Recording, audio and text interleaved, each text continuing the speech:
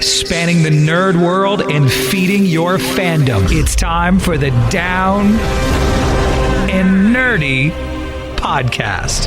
Here's your host, James Witham. This week we might make you have some trust issues. It's episode 413 of the Down and Nerdy podcast. I'm James Witham. You know, last week we had no guests. This week going completely the opposite direction. It's all guests. There's no really good nerd news this week. Not a whole lot to review. I will be talking about that Severance finale at some point, though, but I want to be able to do it with spoilers, so I want to give that a little bit more time. So that review is coming. But this week, a whole bunch of great guests joining me. Going to talk about the brand new movie Agent Game with our girl Cassidy is going to be on the show this week. Adan Canto going to join me as well to talk about that. Congrats on that second season renewal of The Cleaning Lady too, by the way, Adan. Also, going to be talking about the unboxing of Isaac. If you're a Binding of Isaac fan, and McMillan's going to tell you about all the great stuff you can have in this new subscription service. Going to be talking about Young Justice with Brandon Vietti and Greg Weisman, and a brand new show that I really think you're going to have some fun with on the CW, hosted by Asif Manvi. I'm going to talk to him a little bit later on as well. Also, this week, a brand new sponsor. If you love Assassin's Creed, if you've been playing the Assassin's Creed Valhalla Dawn of Ragnarok DLC, there's a podcast companion for that as well. Historical podcast, and I'll tell you more about that here coming up. But first, let's talk about Agent Game. How can we not start things off with the amazing Cassidy? We'll talk to her next on the Down and Nerdy podcast. This is Echo Callum, and you're listening to Down and Nerdy Podcast. You know, every now and then I'll do an interview and you know, you introduce the person, and it's always very nice. But at this point, if you don't know who she is, then why are you even listening to the show? Because she's been on the show a couple times in the past. We love her. It's Cassidy. Katie, how you doing? What's up? How are you? Doing very, very well. So I gotta say, Katie, I'm watching Agent Game, and I got some Black Siren vibes when I was watching Miller a little bit. So do you feel like there was any similarities there for you? Not as much, because based off it being a grounded real person versus the Arrowverse in comics. So there is a little similarity, I guess, but I think Miller is her own powerhouse and her own brain, and, you know, she's sort of like her own island. So I guess that's the similarity. Black Siren was kind of like her own island. But obviously the fight training and weapon training and the action came in handy, because when we signed on to this movie, you know, I was like, who's the stunt coordinator? And I was like, great, I need to talk to him. Hi, I actually know how to use weapons. So can I do all of the things? Like, I don't need a stunt double, because it's not like I'm jumping off a building. He's like, dope, yes. That's not a hard sell. Wouldn't be a hard sell for me. I could tell you that right now.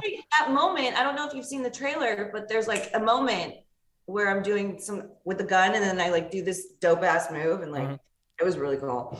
That's like sort of where that came from. That wasn't, but it made it into the trailer, and I was like, yes. Of course it made it into the trailer. Come on. That's not the only good moment either, by the way, but I won't, of course, I'm not going to spoil anything. It's not my job. The one thing about Miller, though, is there's so much about her that I think is really, really intriguing. What do you think her biggest asset is? Her brain and her computer knowledge and her ability to, she observes, right?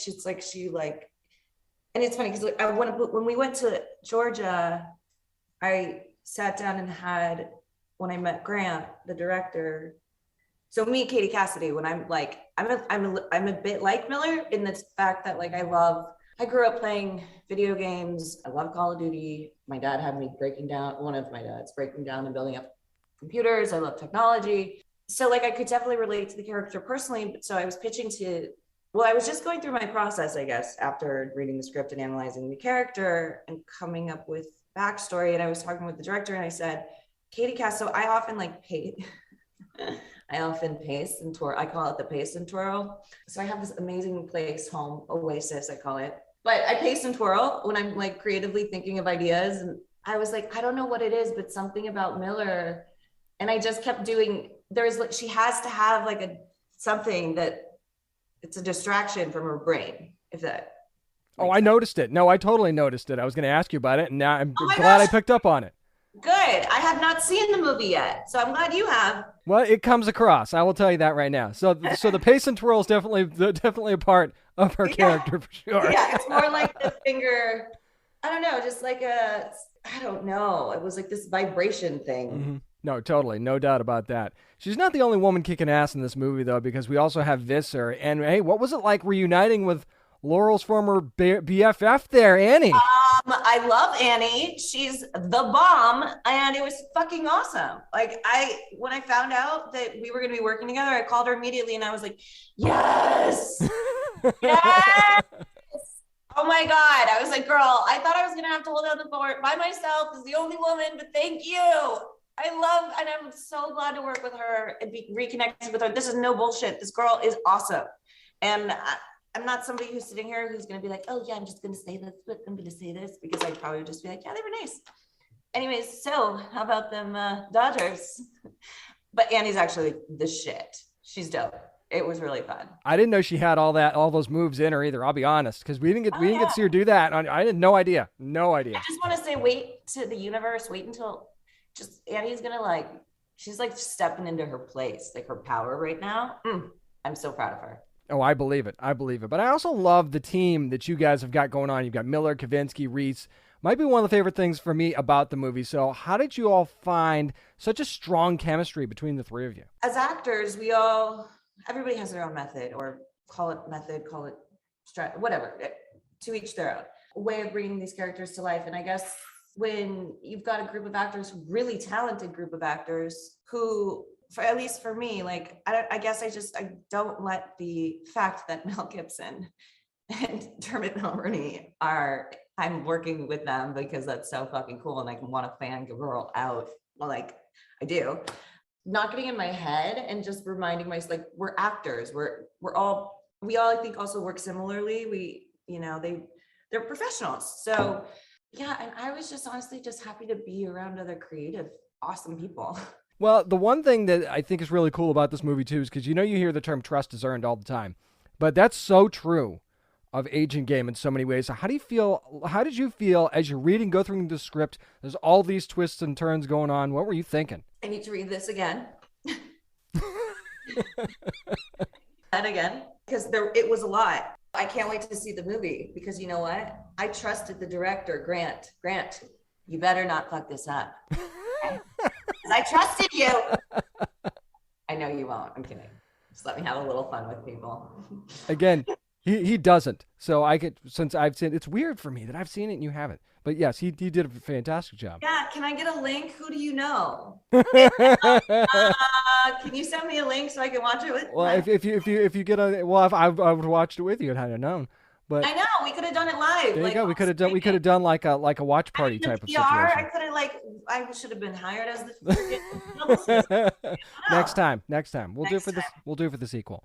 Marketing. So you talked about Mel, and there's no shortage of big names in this cast. You also talked about Dermot too, because and I want to talk about him specifically. What was it like working with him? Because that dude in a movie like this, I feel like is just next level. It was amazing. Dermot's funny. There's something, again, I'm very spiritual, and I won't get deep into it, but Dermot, it's almost like he read me, if that makes sense, before we even met. And I was like, what?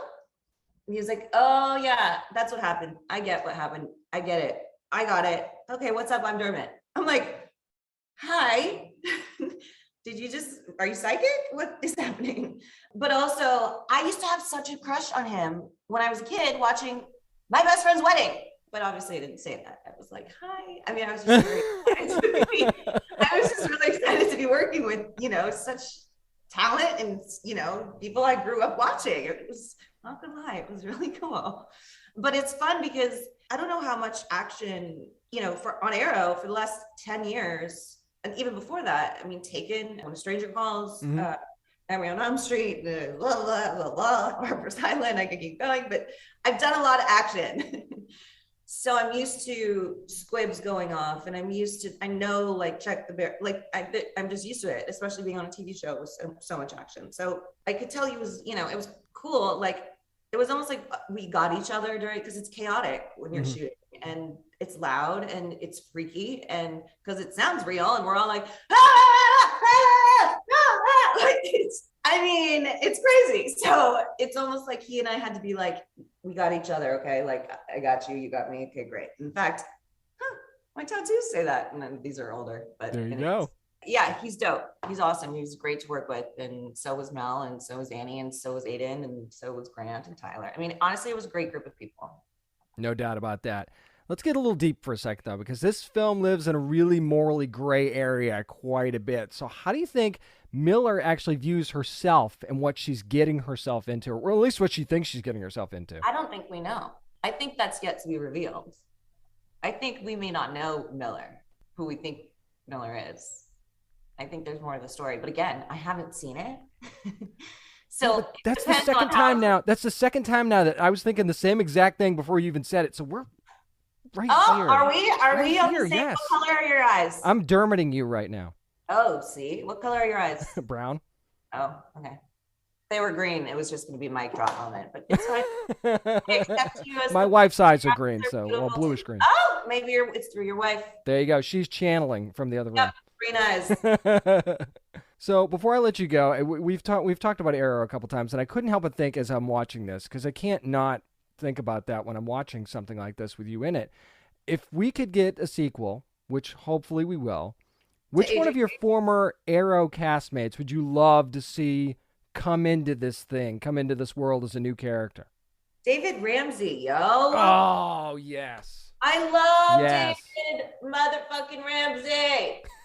Sorry, I am going to go there because I do. Talk about I love my people from Arrow. They're like family to me. Oh, yeah. But like, it's funny because David, when we were shooting, I actually, season 1, I worked like 2 days an episode and we shot 9-day weeks. And I was actually like, what was in Vancouver? I was like, I want to work. When is my character going to do something?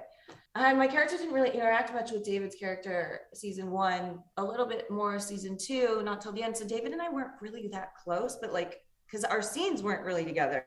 And then all of a sudden, like, it's 3 years in, and now my character's in the lair, and I'm part of the squad, like the team. Yeah, like Miller. I'm like, yeah. So the second season, and then I'm like, I just talk about an incredible human being, but people in general, like, when you're there all day, every day. Then I was there regularly, their family. David Ramsey, he's like such a badass when it comes to action and martial arts. I mean, on set, we were doing jujitsu. Like, he comes from that world. And he's a really hard worker. He's also directing. I think he's doing his own show, actually. He is. But he would totally gel well with us. Boy, I'd be scared if I saw David Ramsey walk into that group, because who knows how that would go. Oh my gosh. Especially, depending on which side he's on, you guys might be in trouble. Is all I'm saying. That's true. You don't want David Ramsey on the bad side of you for sure. But I mean, there's so many great characters and actors that you'll see in Agent Game, which is coming not just in theaters but on demand, digital HD on April the 8th from LIONSGATE and SABAN Films, and she's just one of the wonderful people that you'll see in it. Katie Cassidy, thank you so much for taking the time today. Appreciate it. It was great talking to you. Bye. Let's continue the conversation about Agent Game with the man who plays Kavinsky. It's Adan Canto on the Down and Nerdy podcast. Adan, how you doing? I'm good, man. How you doing? Doing great, man. Doing great. Now, Adan, there's so many twists and turns, like I said, in this movie. I mean, you had me looking over my shoulder when I was done watching this whole thing, trying to figure stuff out. So what was it like for you when you first started reading these scripts? I just, to be honest, I was quite surprised, because it's not easy to write something like this and to track it, well enough to make it engaging, compelling, and interesting, without losing yourself in it, and also to understand that every character in the story has their own voice and psychology as well, as a twisted plot line and all of that. I was surprised, pleasantly surprised, and just completely blown away that I was being considered for this role. So, yeah, it was a pleasure reading it, and I started visualizing every scene, as soon as I started reading it. So that's a really good sign, as soon as you start reading a script and you see it in your head, that's a great sign. That's definitely a great sign. As a matter of fact, Kavinsky he's not your certainly not your typical agency guy. So anybody going in fresh, how do you describe this guy? Well, he's got a chip on his shoulder for sure. He's a guy that's been trying to get in the agency for quite a while. Tripping up, I think he's his worst enemy. He's a bit anxious, even though he does have control over himself, his emotions get the best of him sometimes. And at least this is the kind of architecture I built for this guy. And this really helped me settle into Kavinsky. And it seemed like it was right on the money with what Grant was envisioning as well. You know, that gave me a pretty strong footing for Kavinsky, just sort of to be in the very beginning, you know, not seeing a lot of hope for his future, and then having that quick turnaround after that meeting with Mel Gibson's character, and all of a sudden, we're back on the game again. Now, Adan, even in the trailer, we could see that Kavinsky is part of a team. Now, talk about that team dynamic, because I loved it between the three of them, and how was it working with Katie and Reese on this? I think it was great. I think it was, again, it works that the blueprint was immaculate. You know, the script was very well written, so we knew what we were getting into. And another element that I thought was pretty on the money was the casting situation. Because, we kind of, all of us settled smack into our characters quite easily. The dynamic was, we didn't even have to work hard at it to play that kind of ping pong game between each other.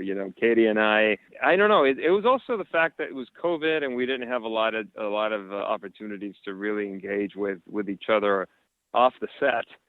So as soon as we arrived, there were pleasantries and we would say hi and whatnot, but then we'd get down to work. And by that getting down to work, it was basically our relationships were very similar to our characters.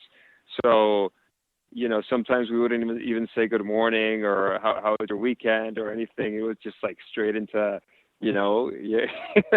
who we were. And it was, I found it, I'm used to, being friendly with everybody and just, getting along whenever there's time to do that. But with COVID, and also, we kind of hit the ground running. We landed and we needed to start shooting quick, and we were focused on the characters, on the story, the arc, and our head was in this world. And, Katie and I lived that kind of relationship, obviously, until the end of the film where we, started saying hi and goodbye, things like that. And Reese, he's just such a cool dude, man. He's just excellent at improv. And, we hit the ground running with improv. And that was something I missed doing. I kind of started that way in this business. And it was fun. It was fun to just go in there and see what happened with words and all. And yeah, I just had a blast with that guy, too. No doubt, man. No doubt. Now, one of the things that I thought was interesting about Agent Game was that the film actually seems like it lives in this morally gray area a lot. Do you feel like that's part of the intrigue of the movie? Like, as a viewer, being able to watch this and have that mental conflict and making you wonder where that line is? Well, yeah. I mean, I guess that's kind of the order of business in, our day-to-day life. What is our duty? What do we have to do? And what am I willing to give up to do it? And the way they brought it into this film is, I think it's a great platform to do it. The agent's game, the CIA, intelligence community, and all of that. And what do you do with the information you're given? What are you able to sacrifice in terms of your moral compass? How do you tread that thin line? And ultimately, who are you becoming as you tread that line? And as you make those sacrifices and face those costs in order to achieve what needs to be done. Absolutely. It seems like trust issues, too, Adan, are a big part of this story. And for good reason, once people see the movie, they'll understand that. What is that balance like for Kavinsky to follow orders or follow his instincts? I honestly, the way I saw Kavinsky, he's an instinctual guy, 100%. I think that's why they chose him to lead the team in a way. Also, they chose him to lead the team in a way because they saw that he was kind of vulnerable to his emotions as well. So it's this challenge between his emotions and can he follow his instincts to the best solution of this case that they have to, resolve. And yeah, I find a lot of similarities between Kavinsky and myself as well. And, hopefully throughout the years, I've been able to polish that emotional impulse, but, it's still something that I keep an eye on day to day. But yeah, trust issues. I mean, I guess that's something that if you're in the intelligence community, that's just something that you have to face every day. Everybody has a motive. Everybody has their orders from up top. You don't know who's giving them. Why are they giving them? So it's certainly a spider web. Definitely an occupational hazard, that's for sure. We're talking to Adan Canto, who of course plays Kavinsky on Agent Game, which will be out on April the 8th. Adan, there's a lot of crazy action sequences in this film, man, especially in the latter stages. Did you all do any of your own stunts? And if you did you have any special training that you had to prepare? Because some of the stuff was nuts, man. Well, a lot of us did. A lot of us did. There was only a couple instances, where it was a massive explosion and just jumping in the air or something like that. But a lot of us actually did. And I think it was just a lot of previous experiences with fighting or combat, that certainly served the moment right on the spot. And, I was able to, I actually want to give a shout out to John Lovell from Warrior Poet Society. He lives in Georgia, and we're friends, and I went out to his farm, and he kind of polished me in terms of, what was a protocol with not just combat, but just the handling of weapons and tactical training and all of these sort of things. And I was able to visit with him down there just to polish a little bit, right before hitting the set and making sure I was doing everything up to par. I know that the, military community and all those good friends of ours, they're you don't want to turn them down. You don't want to disappoint them whenever you're doing a film like this. You want to be sure to, hit every square. Absolutely. You quickly brushed on your scene with Mel Gibson's character Olsen, and certainly seems like he's the straw that kind of stirs the drink and behind the scenes sort of thing. I know it was just a short scene with him, but what was it like being able to work with Mel? Oh, fantastic. Are you kidding me? It's like, it's a very strange thing because, when I was a kid, I didn't know I was going to be an actor. I had no idea that it was an achievable thing.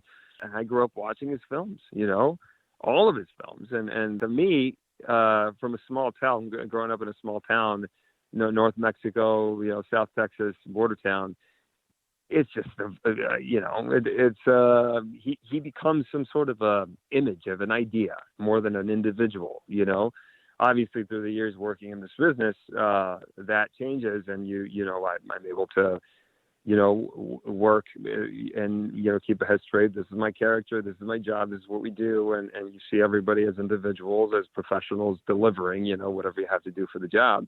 But I mean, it's certainly, I guess, a bucket list, to work with an icon like that, like Mel Gibson, not just as an actor, but as a visionary for the kind of films he's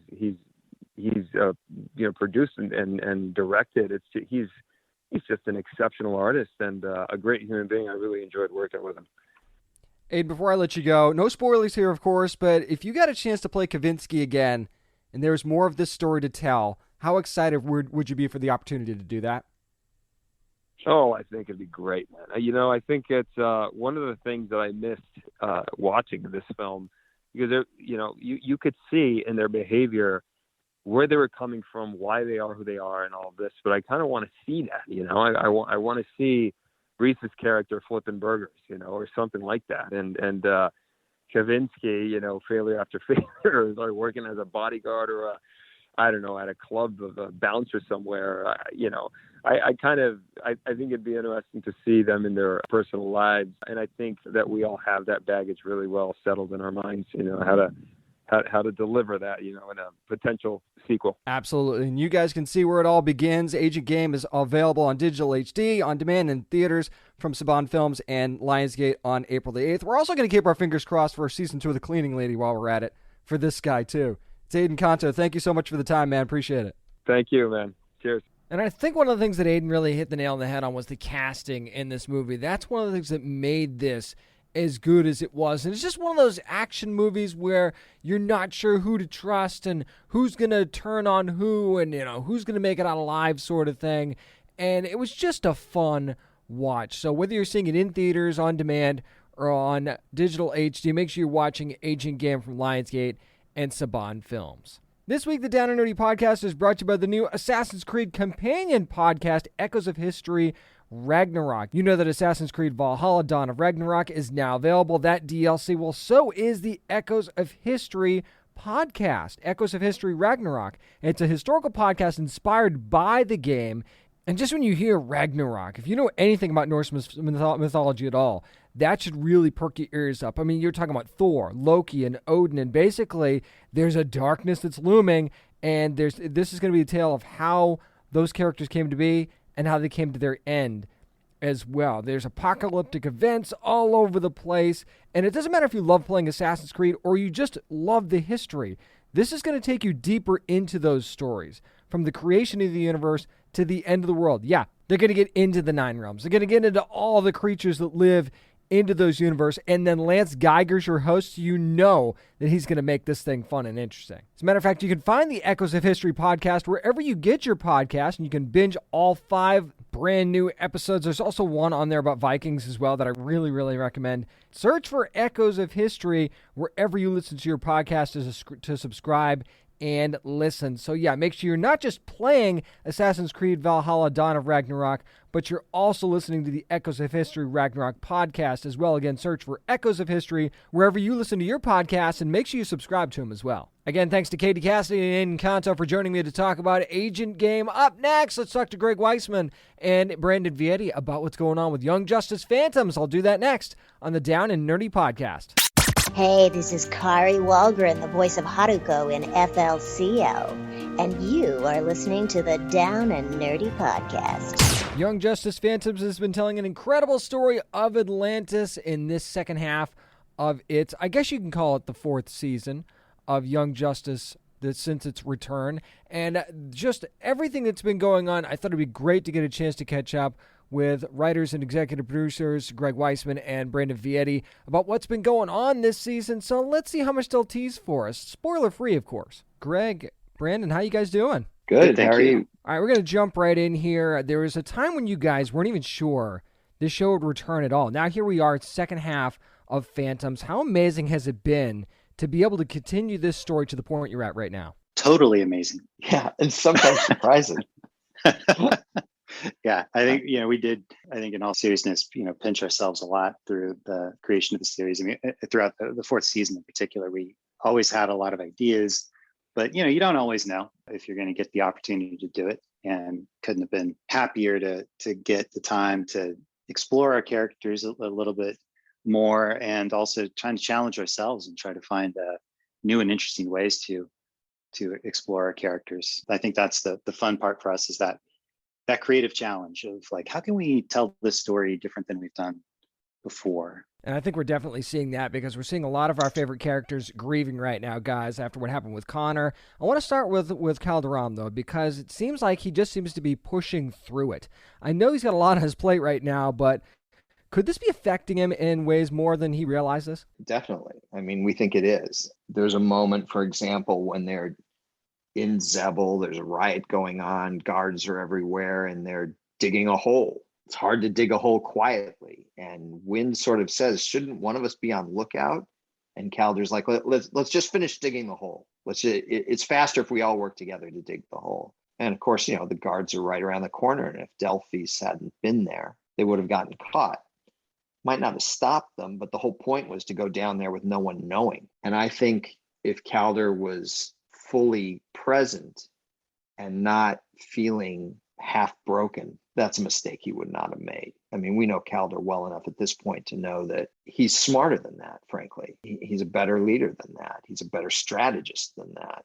But he's in pain, and he is, he is marching through the pain, but there's a consequence to that. And that plays out throughout the arc, but in particular in the last couple episodes of it. You want to talk about pain? I think we need to talk about Gar, if that's the case, because his story's just been so painful to watch in these last few episodes. How hard's it been for you guys to take such a vibrant character to that place, and how important was it to bring out that realistic portrayal of grief and, quite frankly, addiction? Very important to pick this properly. We often say that we find our stories through the characters. The characters often kind of tell us where they need to go and inform the stories that we're going to write about them. And looking back on Beast Boy's past, Garfield's, family life, home life, all of the story that we've created for him through the course of our show. And then coupled with the events of what happens in season 3 and of course season 4 as well, we knew that we needed to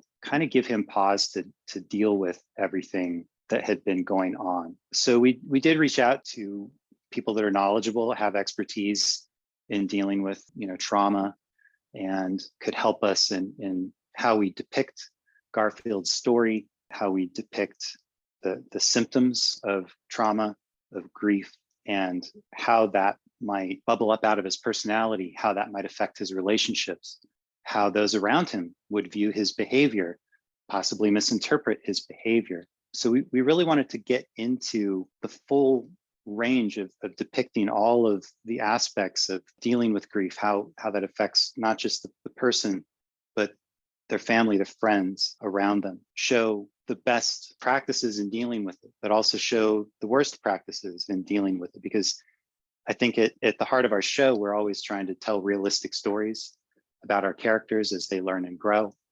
And, we're also trying to maybe inform the audience about some of these issues as well, and maybe hopefully show them something about their lives around them that maybe they're not tuned into just yet. But maybe they'll see that through how our characters are depicted, through how our characters are traveling through their stories, working through their personal issues with their friends, with their family. And if that can resonate with our audience, and our audience can find something real in that helps them, that's important to us.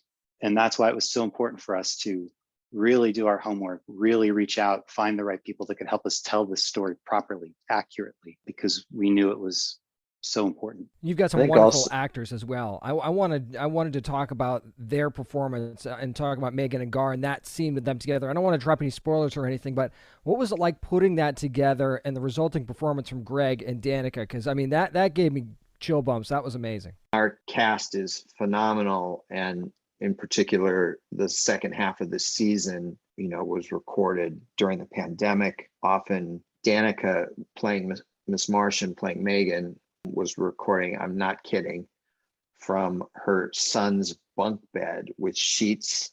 She's on the lower bunk with sheets hung down because she doesn't have a recording studio at home, and so she's recording in this makeshift studio, which is the lower bunk of her son's bunk beds. And everyone is recording by themselves. I really want to give credit to Jamie Thomason, our voice director. Not that he isn't always great, but his ability to put together these performances, because normally we'd record those two together. Pre-pandemic, Greg and Danica would have been in the same room and would have been able to listen to each other and hear each other. And that's just wasn't doable, certainly not at that stage early on in the pandemic. And so it's about Jamie having to really internalize not just the script, but the performance of the script.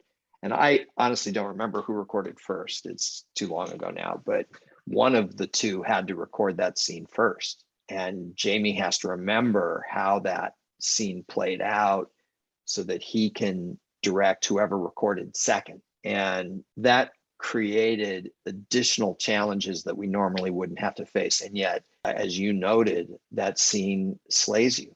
And you never know they weren't together when they recorded it. And so obviously I want to just give props to Greg and to Danica, but also really to Jamie for above and beyond sort of the Call of Duty. I mean, he's always a great director. Obviously, I've worked with him for 25 years plus now, but I think, what he had to pull together during the pandemic was just a whole other level. For a scene like that, yeah, props to Jamie as well, for sure. I want to switch gears and talk about what's going on with the Atlanteans. I want to talk about the decision to bring Arian in, because I really feel like that really took an already great story to another level. So talk about what the decision of bringing him in. Well, I think, we wanted to not only tell a more deeper story about Calder and his home life in Atlantis, but Atlantis itself. And of course, we kind of started that thread in the last arc of the first part of our fourth season, our third arc, our Zatanna arc, which is magical. And really, we got to see the origin of Atlantis there and meet Arian. I understand his importance. And then, of course, fast forward into our Atlantis arc with Calder and have all of that history sort of resonate as he is having his story within Atlantis. I think that for us, it helps build the character of the location. It's something we've been dying to do for a long time. We'd only seen Atlantis just here and there, not often in our last seasons and our previous seasons. And so it was a big goal of ours to get back there, spend some time there, make a character of the place, get into the culture, the history, and show politics. And the politics, yes, of course, and how our core characters get wrapped up in that, Calder, and see how he bounces off of all of that, how his entanglement in that affects him. And then of course it all ties in as well with a larger plot from from our big bads, of course. It does all tie together, and I do love that. That was Brandon Vietti. Of course, talking to Greg Weisman as well from Young Justice Phantoms, which you can see every Thursday on HBO Max. Guys, you talked about Delphis really quickly early on, and I love the addition of her to the group. She's already becoming one of my favorite characters on the show. Her character does seem to have evolved very quickly. So could we see her actually play a bigger role going forward? Yeah, I mean, as Brandon said, our characters kind of tell us where they want to go next. And I think, Delphis is this young woman from Mumbai who, without revealing the details, clearly had a really horrible life and went through this traumatic experience that's wound up benefiting her. She wound up, despite Clarion's better efforts, with a good group of people, which is Calder and Calder's parents, and now Calder and Wind. And what we're seeing is her blossom. So you see, she visits Poseidonus in the first episode of the arc, but she's living in Sierras with Calder's parents. And then by a month later, in the second episode of the arc, she's helping people who were left homeless by Ocean Master's attack previously. And I think it's a very telling line that she has when she says she's being thanked for helping. And she says, I don't think you realize how good, I'm paraphrasing, but how good it makes me feel to be the one helping as opposed to the one who needs the help, because her history was the reverse, And then by the third episode, she wants to come on the adventure. It's not just about, people are constantly saying, okay, you stay here, in the second episode, the third episode, stay back. You're not trained for this. And she's like, screw that, I'm going along, And so what we've seen with her that I kind of love, and again, I really want to give credit to Tia Sircar, who plays Delphis, because she brings so much life to that character. We've really seen this character blossom in a way that we don't often get to see, even on our show. So, where she goes in the episode that premieres tomorrow, and then where she goes from there down the road is, I think, a big open question that I think Brandon and I would both be really excited to explore, given the opportunity. Speaking of questions, I'm not sure fans are ready for what's coming up with Orm's story, quite frankly, and what's about to happen. Have you guys seen any fan theories out there? Because I know Young Justice fans love to debate the show and come up with their theories. And did anybody nail it? I'll be honest. My son did. Did he? Okay. Oh, your son did. Nice. Yeah. I haven't read too many theories, so I'm not sure. Yeah, I mean, I've seen a couple things there. I saw someone nail something and then take it back and decide they were wrong. And I thought, well, that's interesting. You got it right, and then you change your mind. So, here and there, I think most people throw out theories, but are also pretty good about, hey, let's go along for the ride. But yeah, I mean, my son and daughter are very well trained at least at interpreting the works of Craig Weisman and Brandon Vietti. So they both pretty much have it figured out. Hey, I just give you props that your kids are paying attention. I can't get my kids to pay attention to me about anything. Your kids are actually paying attention. That's great.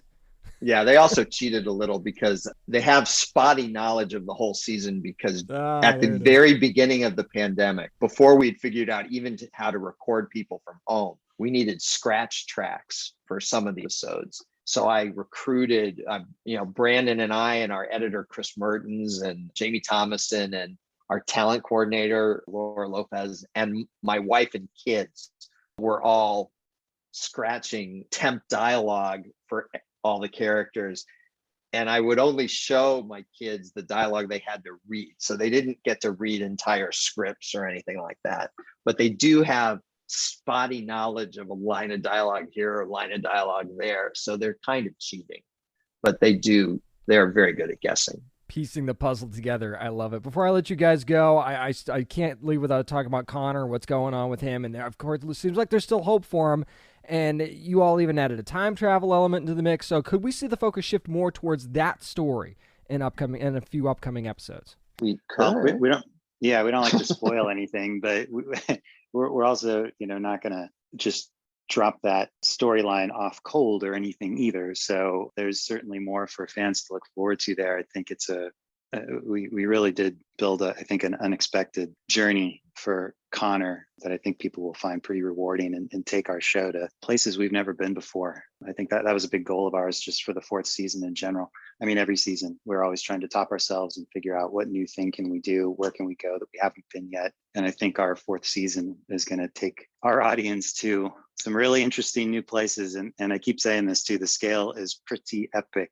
And that's a hard thing to do. We've done some pretty big scale stories this season in particular, but I think we continue to top ourselves as we go into the final episodes of our 4th season. This is one ride you're definitely going to want to stay on too. Young Justice Phantoms continues on HBO Max. New episodes dropping every Thursday. Greg Weisman, Brandon Vietti, guys, thank you so much for taking the time today. I appreciate it. Thank you. Thank you.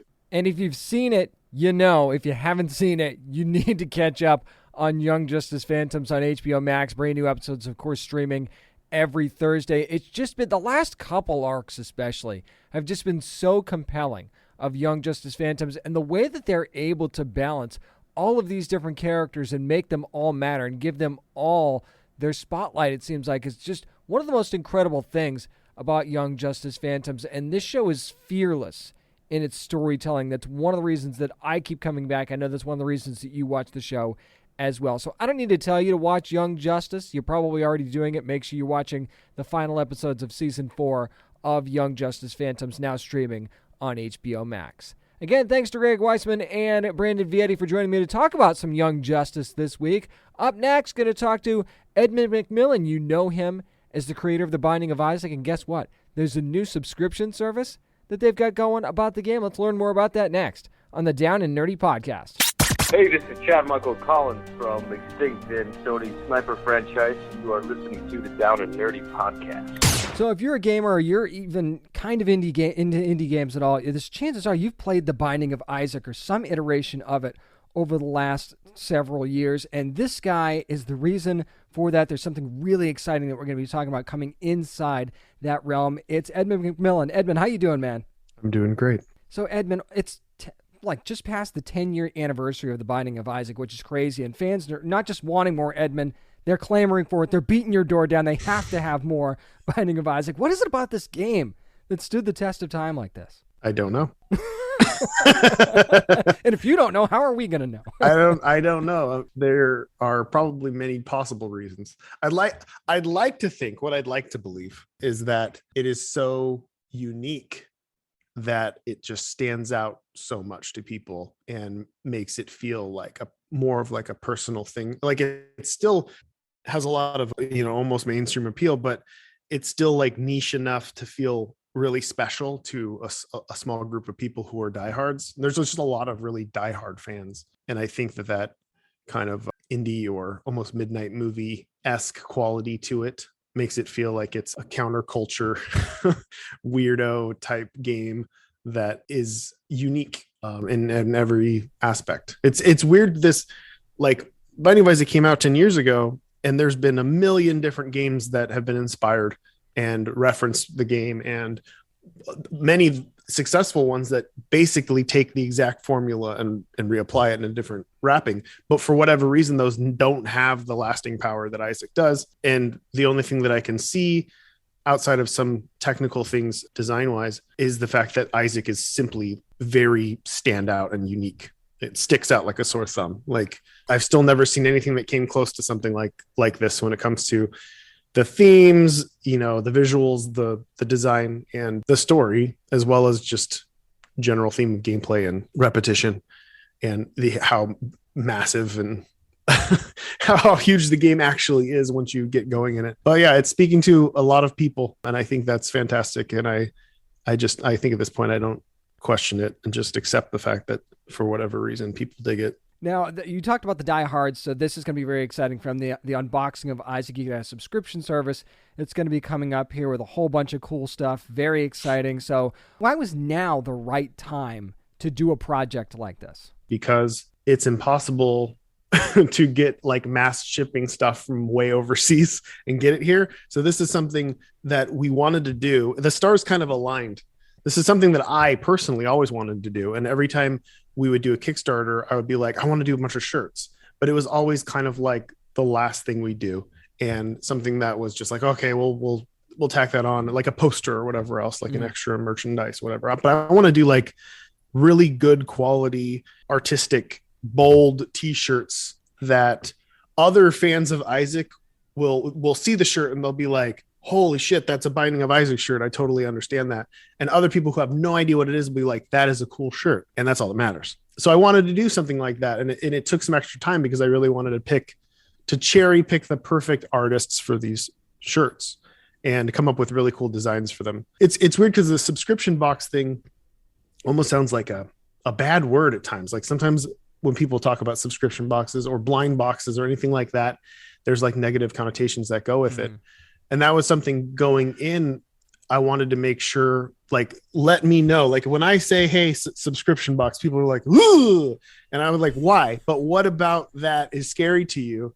And they gave me the list. It's like, well, I don't want to sign up for something, and then when there's a shirt that I don't like, I want to be able to give it to a friend, or I just don't want the shirt. And it's like, okay, well, how about we do a subscription box for the dedicated fans that can get them all, but we allow you month to month to change your size of their shirt. So if you know somebody else who would want it and you don't really want it, maybe it goes to them. Or if you don't want that shirt at all, you don't even sign up for it. And we just do the month to month thing, and we just sell the individual boxes for more. And then you don't have access to the one exclusive box. So I just wanted to try to make sure that like we fill those gaps essentially. And I understand the problems in a lot of, especially even t-shirt subscription boxes and blind boxes and stuff like that, because I have a daughter and she has signed up for 1,000 little weird boxes. And sometimes they are like the biggest miss ever. So I know going in how all this stuff works, and I know the shortcomings of stuff like this. And I feel like we've really filled those holes, and it's pretty foolproof when it comes to what we're offering, because if you don't want it, you don't have to get it at all. And if you just want one shirt out of the 12 shirts that we do, that's totally fine as well, and you can grab that shirt. But yeah, and then it's also just packing in extras and doing as much fanfare as possible. We're doing like a merge between Binding of Isaac General and Binding of Isaac Four Souls. So there's going to be exclusive cards that are on theme with each of the month-to-month boxes. We're going to do stickers, maybe some wild card extras in the box, as much fanfare as possible.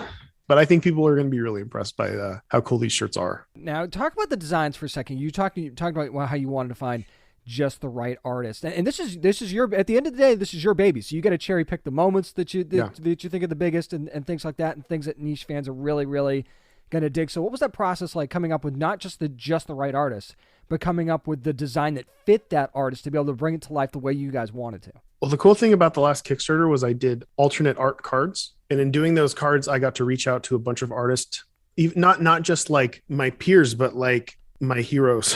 Like I contacted Sam Keith, who made the Max, and he did a card. I contacted Tom Bunk, Garbage Pail Kids Mad Magazine artist, one of my favorites. He did art for a card, and he did a t-shirt, and it's amazing. I think for me, it was just kind of going through those people and picking my favorites and being like, hey, are you open for this? Everybody was open and they were all about it. And then also there's a handful of artists that are just huge fans and have submitted like work to me. I've retweeted their art or whatever else. And there's a few that had such crazy styles that I was like, I'm just going to ping them and see if they're interested, because I'm pretty sure the designs they come up with are going to be really amazing. And then to just kind of round it out, Alex Pardee is one of the artists involved. And I actually asked him, do you know anybody who can do like a real sugary, like girly, totally femme shirt, like over the top? And he recommended somebody. I won't spoil it yet, but and it turned out really, really nice. So yeah, I'm trying to like hit all these areas, and I feel like the artists are like, they go from total Sugar Plum Fairy to death metal Cannibal Corpse t-shirt cover art. So yeah, it's cool. It's one of those things, like I usually go, my rule of thumb is when I'm doing anything, and if I'm really enjoying it, I know that a select group of people will also enjoy it just as much as me. So yeah, I feel like if I'm down with it, and then people are going to be real down with it. No doubt about that. Edmund, before I let you go, we're going to throw this up on social media too, but I want you to be able to tell fans as well, where can they go to subscribe?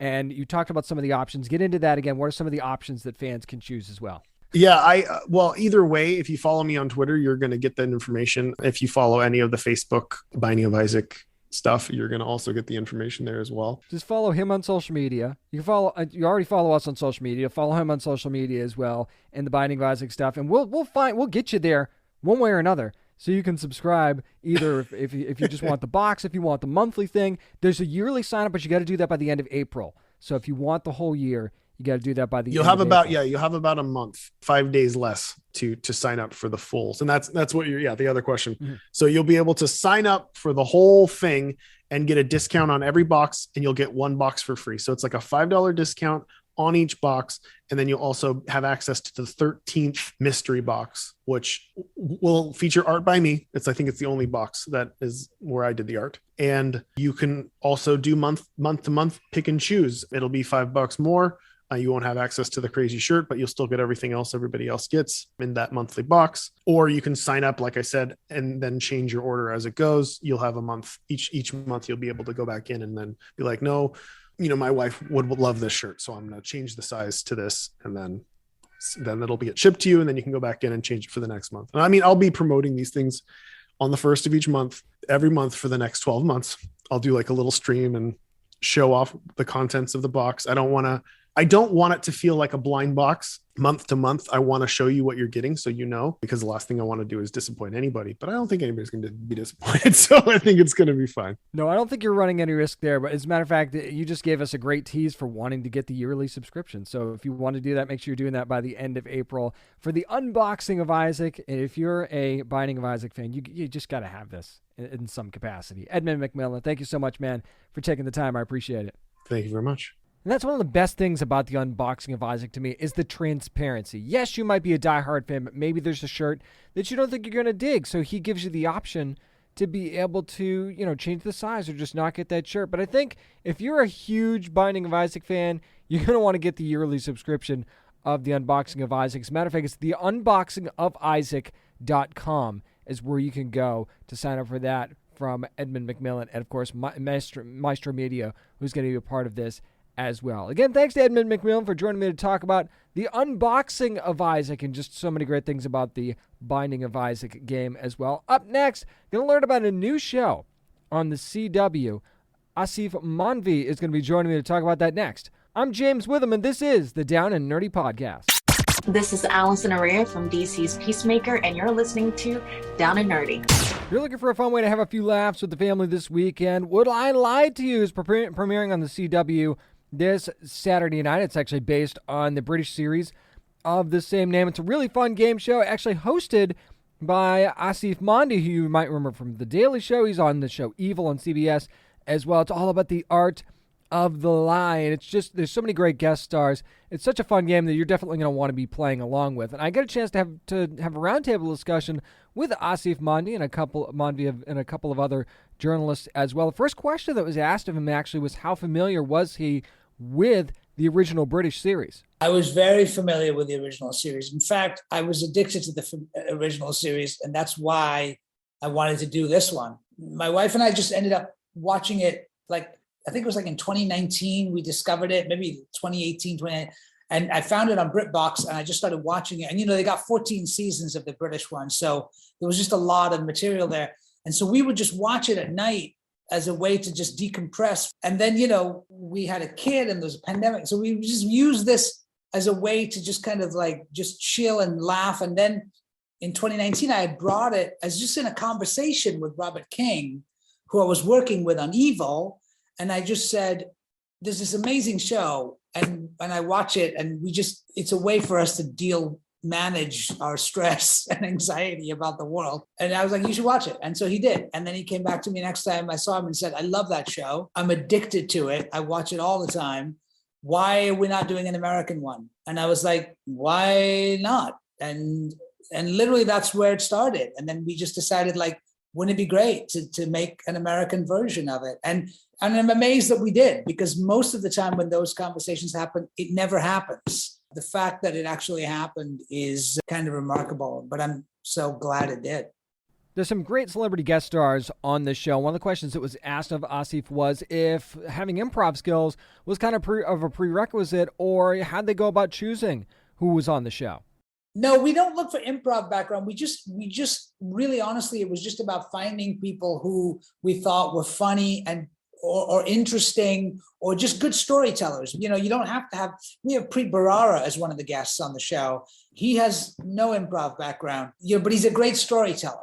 And that's what we really wanted. You know, there are obviously comedians and there are actors, but then we also have people who are not in entertainment, or they're writers, or, you know, they're not performers.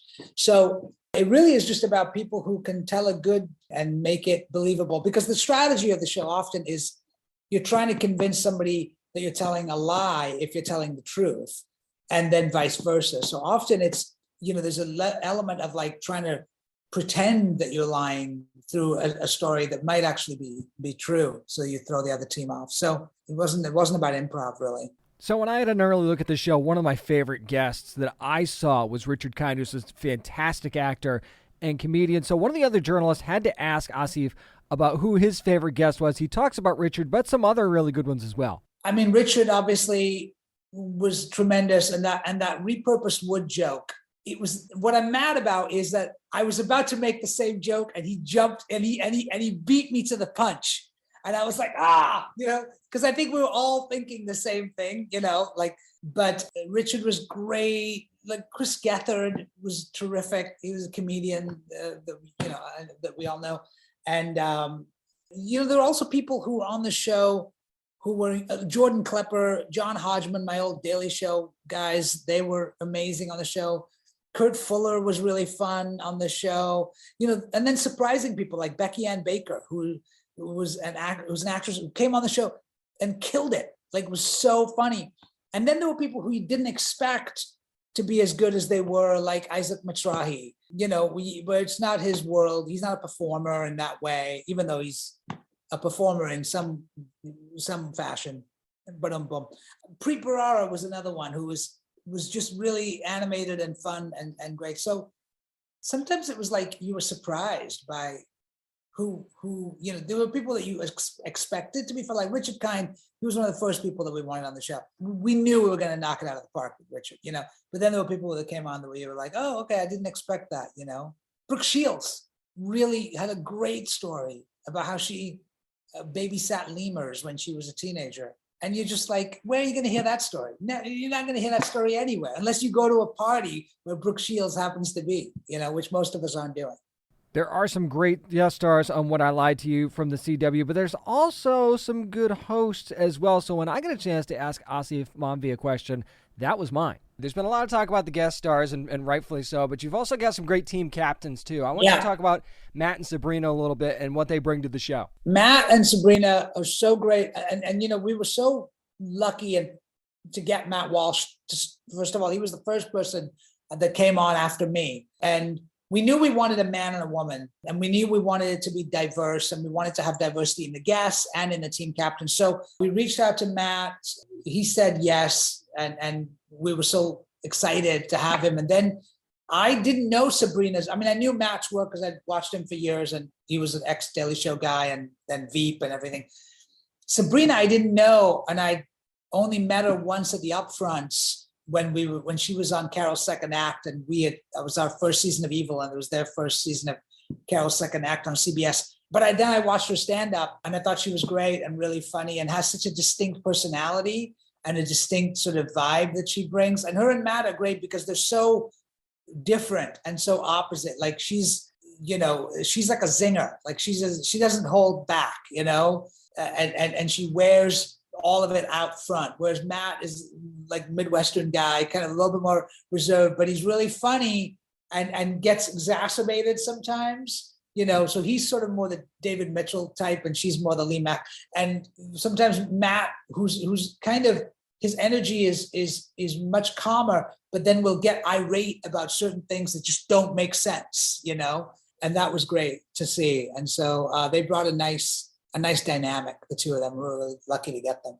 And I'll be honest, going in, this is one of those shows that I was definitely skeptical about. And I'm like, do I want to talk about this or not? Then I got a chance to see the show. I mean, I already liked Asif Manvi's work anyway, but then I got to see the show, and the more I laughed out loud, and the more it was like the art of the lie and storytelling and things like that. And I'm like, this is definitely something that I want to talk about and that I wanted to bring to you. And I think that you'll enjoy the guests, but I think just as much, if not more, you're going to enjoy playing the game yourself, trying to figure out if stuff is a lie, just enjoying these funny stories. And I think that the escapism that Asif was talking about earlier and just kind of decompressing, that's one of the reasons you need to watch this show too, because it absolutely helps you out with that. Would I Lie to You premieres on Saturday, April the 9th at 8:30 Eastern on the CW. That's going to do it for this week's edition of the Down and Nerdy Podcast. Again, thanks to all my amazing guests for coming on the show this week. Also to the sponsor this week, the Echoes of History Ragnarok podcast from the folks at Assassin's Creed. So make sure you're listening and subscribing to that wherever you get your podcasts. Speaking of podcasts, we have a brand new podcast as well. It's Comics Man. If you haven't listened to that yet, the first episode is now available. I'm posting links up on social media and things like that. Make sure you're following that show at It's Comics Man. Also have a new show about collectibles. It's going to be starting this week at Mission Collect. Make sure you're following there as well. And you can find out all this information and all the stuff that we've got going on too at downandnerdypodcast.com. Remember, you never have to apologize for being a nerd, so let your fan flag fly and be good to your fellow nerds.